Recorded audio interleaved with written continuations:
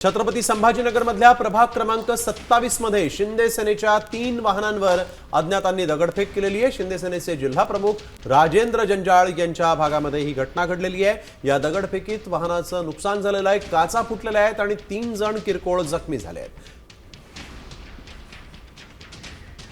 तर यावेळेसचा आढावा घेतला आमचे प्रतिनिधी माधव सावरगावे यांनी।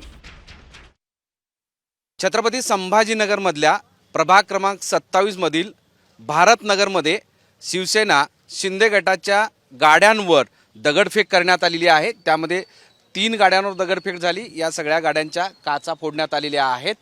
मतदारांना घरातून मतदान केंद्रापर्यंत घेऊन जाणाऱ्या या गाड्यांवर विरोधी पक्षाच्या उमेदवाराच्या कार्यकर्त्यांनी दगडफेक केल्याचा आरोप केला जातोय आणि त्यामुळे ह्या गाडीमध्ये थेट विटा दगड फेकण्यात आली आणि त्यामुळे मधले 3 जण जखमी झाले आहेत। तिघांना उपचारासाठी दवाखान्यामध्ये पाठवण्यात आलेले आहे। किरकोळ जखमी आहेत असं कळतंय। त्या सगळ्या गाड्या फोडल्यानंतर या प्रभागामध्ये जे उमेदवार आहेत शिवसेनेचे राजेंद्र जंजाळ जे जिल्हा प्रमुख आहेत ते या संदर्भात आणखी अधिक बोलायला तयार नाहीत, कारण ते म्हणतात की हा किरकोळ विषय आहे।